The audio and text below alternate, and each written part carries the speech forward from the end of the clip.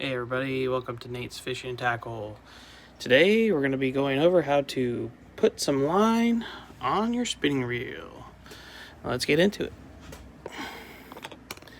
Alright.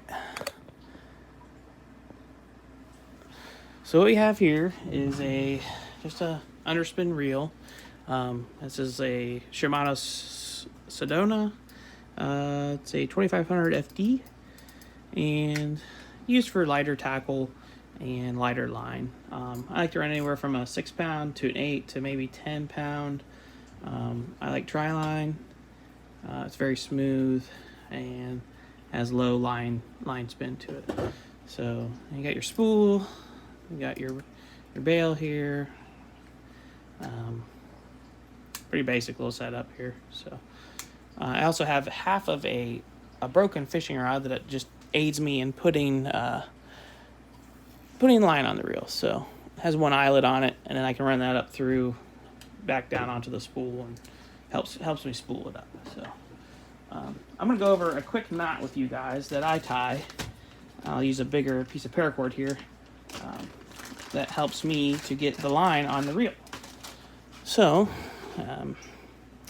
I usually tie a bowline knot, and then I make a slip knot out of that. So I'll start off, pretending this is the smaller diameter line, it's easier to see with this. I'll tie an overhand knot really close to the end, sometimes two, and I'll make that nice and tight like this. So the bowline over, go up, through your running end, around, back through, and then I like to cinch that down so it's nice and tight like this. So that way that knot can't slip back through. So now you have what's called a bowline knot. Then your bowline, you make that into a slip knot. Put this through here. And I'll go ahead and, with the regular line, I'll put that on here.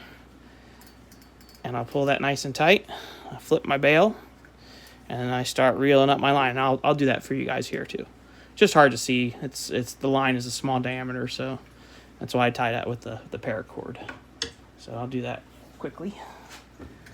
I think I do too with the line is I have a box, a little braid box that will help aid you, and you can put the line down in the box and then just reel, so that way you're not worrying about which way the line's coming off this spool, because if you do that, sometimes you get a really bad line twist, and then that's really hard but if it comes off directly off the line onto your spool, then it's a lot better. I also have one of these.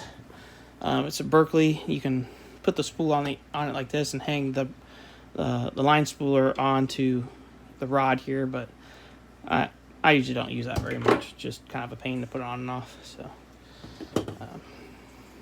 actually gonna run my line through my tip of my rod here, half of it.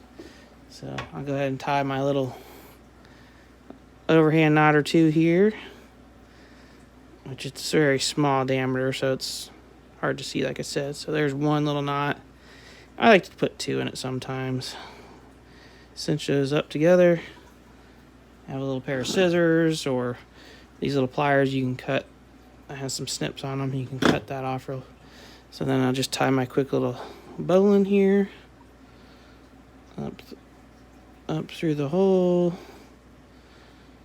around the running part, back through, and pull that little loop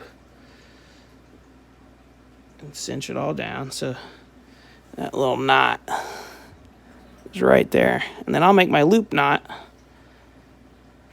just by putting the main running end of the line through the bowline, and I put that over my spool, and then I'll pull that tight. Now sometimes you may get it on backwards, so you cinch that down to your spool, flip your bail, and you want to keep tension on your line. Sometimes if you don't have it on the right way, it'll just spin. So see, like that, it's spinning right around. It's not actually getting on the spool. So the fix to that is you take your line, pull it back off, and you flip over your loop knot you made. Pull it tight, cinch it back down on the spool, flip your bail, pull the running end, and then So there we go. It's starting to spin on there. So now my line wants to spin off the other spool. So that's when I put it in this other box, which makes it a lot easier.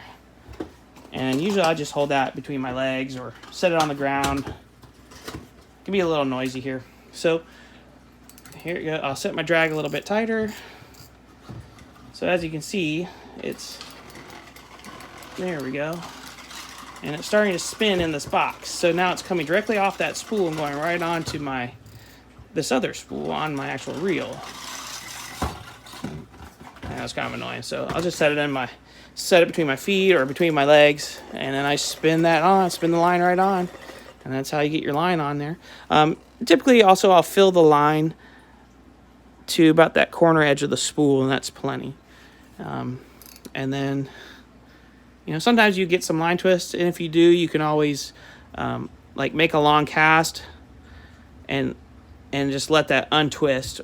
Or if like you're in a river or behind a boat, you can not put a lure on there and just feed line out until it untwists it and then reel it back in slowly.